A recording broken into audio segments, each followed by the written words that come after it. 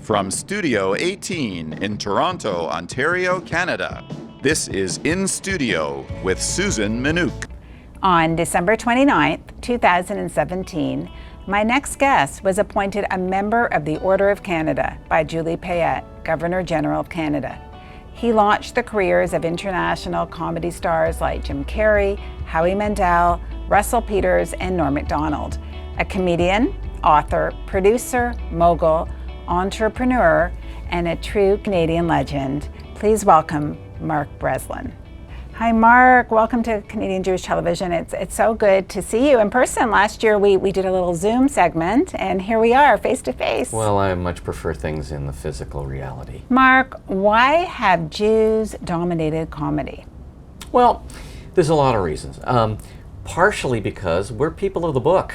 And we have always been a literate people, and our religion is based on literature. And stand-up comedy is literature, and that's something, when I said that 40 years ago, people scoffed at it. Everybody thought it was just people talking dirty. But it's not. It's actually real stories and opinions, and it's well structured, just like literature. And that's one of the reasons I think that Jews have dominated it so much. There's another reason, of course, I think, and that is that, you know, if you go back as far as the Talmud always used the minority opinion. It's the only religion I know, Judaism is the only religion I know that actually encodes the minority opinion on an opinion, on some topic. And that's what comedy is all about. It's the minority opinion. And the other reason is, you know, there was a time when Jews couldn't go to medical school. They couldn't go to law school. There were quotas. There were no quotas in show business. Show business has always been very Jewish and dominated by Jews. And that's another reason that there were so many Jews in comedy. So if Woody Allen was the most influential comic of the last century, who will be the Jewish comic of the next century? You know, there are some Jewish comics that are advertising their Jewishness still now. And I'm thinking of Adam Sandler. He has a new movie, actually, that my son is in, called Bar Mitzvah. I Will So Not Go to Your Bat Mitzvah. He had that Hanukkah movie. That's quite unusual. So there's him. There's also Sarah Silverman, who's been very, very involved in Jewish jokes and Jewish material. Those are two that I'm thinking of right now. Mark, we need to speak about the Will Smith incident. How has it changed the game? It hasn't changed the game at all. I mean, these were two millionaires duking it out. I feel sorry for Chris Rock having to, be slapped, but he didn't die.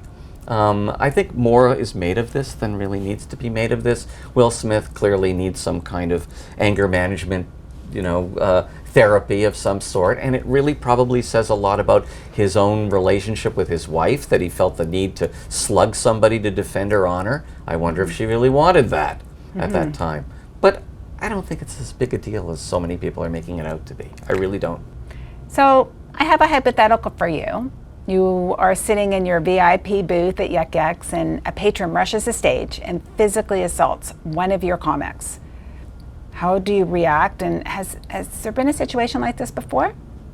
Well, there was one really bad incident in Mississauga. At the Mississauga Club, we hosted the people who were working on Highway 407, like strong guys, and they were drunk since 4 p.m, and there was kind of almost a riot, and the comic, when the stage was rushed, took the microphone and hit the guy in the face with the bottom of the microphone because he was being rushed. He's a tough guy, that comic. Mark, it's well known that you were one of the producers on the Joan Rivers show on Fox.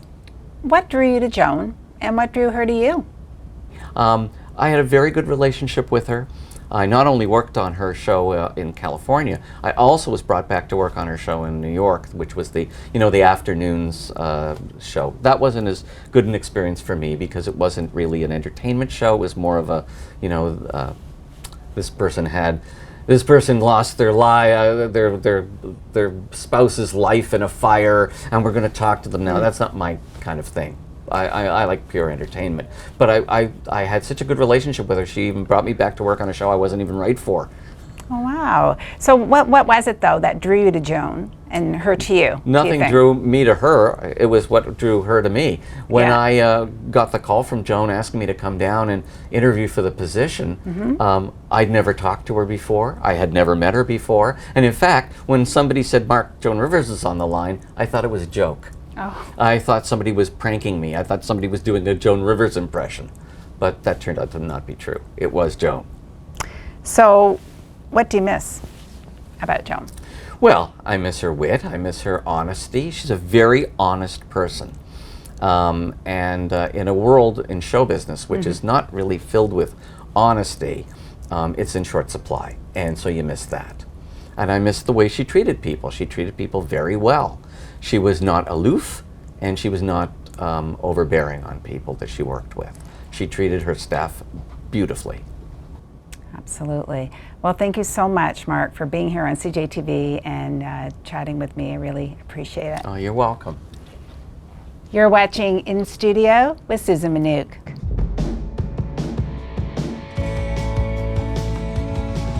The Elevator Show and In Studio are signatures of Canadian Jewish TV.